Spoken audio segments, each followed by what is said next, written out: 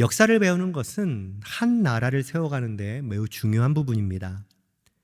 역사에 대한 제대로 된 인식이 없다면 그 나라의 기초는 흔들리게 되죠.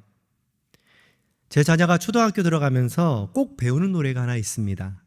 그것은 바로 100명의 위인들이라는 노래입니다. 아마 들어보셨을 텐데요. 아름다운 이 땅에 금수강산에 이렇게 시작하는 노래입니다. 여기 나오는 가사 전부를 인정하는 것은 아니지만 우리나라 국민으로서 우리나라의 역사를 배우는 것이 얼마나 중요한가를 자녀가 배우는 노래를 통해서 확인할 수 있었습니다.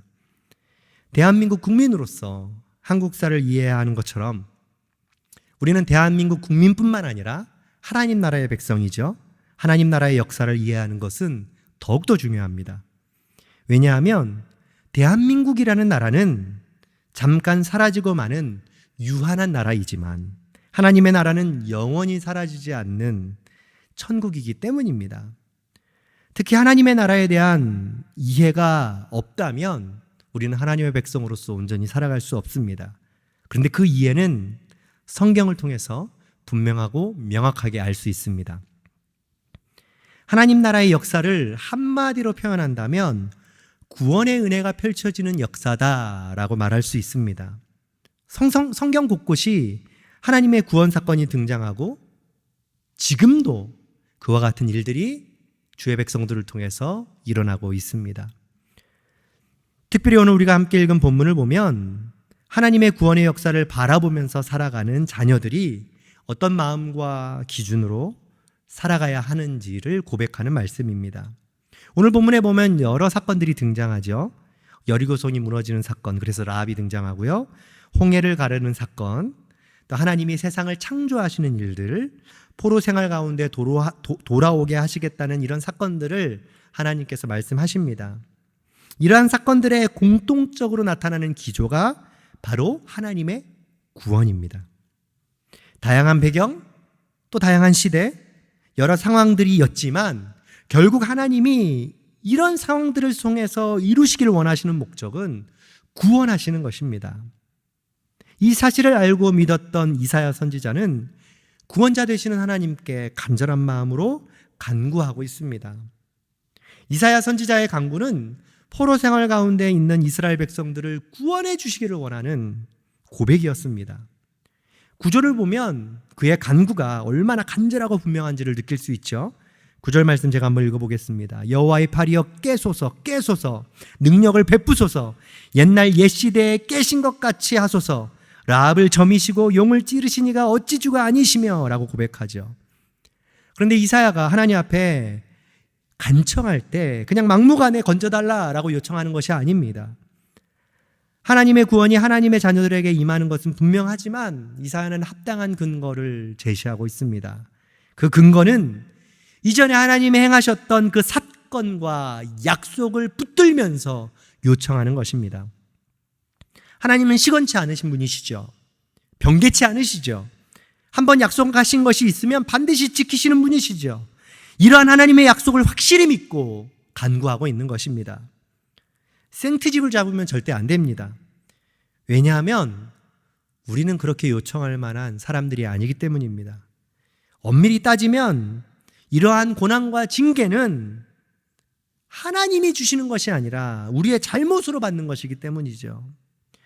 한번 생각해 보십시오. 이사야의 간구이지만 사실 이스라엘 백성들이 포로 생활을 하는 이유가 어디에 있습니까? 그 배경이 어디에 있을까요? 하나님의 잘못일까요? 그렇지 않습니다. 그들의 죄악 때문이었습니다. 하나님은 사실 그들의 죄악을 보시면서도 참고 또 참으셨습니다. 수많은 선지자들을 보내서 그들을 깨닫게 하시려고 하셨습니다. 그러나 죄로 물든 하나님의 자녀들은 결코 돌이키지 않았습니다. 하나님의 일방적인 말씀과 약속이 있었지만 사람들은 그 모든 것을 자신의 죄로 말미암아 무시해버렸습니다.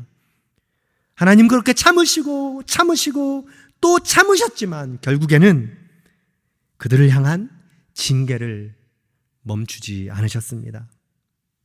그러면 하나님은 어떤 분이신가요? 한결같은 분이세요. 우리가 죄에 허우적되어 있는 그 상황을 하나님은 보시고 불쌍히 여기시고 포기하지 않으셨습니다. 다시 구원하시기로 작정하셨습니다. 이것이 우리를 향한 또 이 세상의 하나님 나라의 역사에 흐르는 하나님의 구원의 마음입니다. 우리를 향한 신실한 하나님의 사랑입니다. 이 사랑을 알고 있었던 이사야 선지자는 하나님의 신실한 약속을 붙들고 간구하고 있는 것입니다. 하나님, 다시 한번 회복시켜 주십시오. 다시 한번 구원해 주십시오. 이러한 이사야의 요청에 하나님은 응답하십니다. 그리고 하나님의 백성들을 향해 격려하시고 위로하십니다. 그리고 반드시 회복시켜 주실 것을 약속해 주십니다. 12절에서 하나님은 이렇게 말씀하시죠. 이르시되 너희를 위로하는 자는 곧 나이니라. 그렇습니다.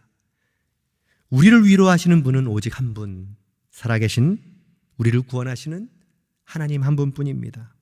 오직 하나님만이 우리의 위로자가 되시는 것이죠. 하지만 사람들은 자꾸만 다른 곳을 통해서 위로를 얻으려고 합니다. 하나님도 이 부분에 대해서 놓치지 않고 말씀해 주셨습니다. 12절과 13절을 보면 사람들이 하나님을 위로자로 여기지 않고 죽을 사람을 두려워하고 불같이 될 사람의 아들들을 두려워하고 학대자의 분노를 종일 걱정하면서 살아가는 삶을 살고 있다라고 말씀하고 있습니다. 이것이 하나님의 따끔한 질책입니다. 그리고 이것이 우리의 연약한 모습이기도 합니다. 정작 두려워해야 할 하나님을 두려워하지 않고 세상을 두려워하면서 살아가는 것이 우리의 모습입니다. 그래서 하나님은 분명히 말씀해 주시죠. 15절입니다. 나는 내 하나님 여호와라. 바다를 휘저어서 그 물결을 뒤흔들게 하는 자이니 그의 이름은 만군의 여호와니라. 아멘. 우리의 유일한 위로와 소망은 만군의 여호와 하나님이신 것입니다. 이 하나님이 우리를 사망에서 건져 구원의 은혜를 누리게 하실 것입니다. 이것을 놓치지 않고 살아가야 합니다. 확실하고 분명한 구원의 은혜를 베푸시는 하나님을 날마다 인식하며 살아가는 삶을 살아야 합니다. 이것이 하나님 나라를 살아가는 우리의 영적인 역사 인식인 것이죠. 구약에 나타났던 하나님의 역사가, 신약에 펼쳐졌던 예수 그리스도의 구원의 역사가 먼 나라, 먼 이야기, 다른 시대의 삶이 아니라 바로 예수 그리스도를 믿고 하나님 나라의 백성으로 살아가는 우리가 걸어가는 삶의 이야기인 것입니다. 우리는 성경에서 말하는 구원의 역사를 삶에서 살아내는 사람들입니다.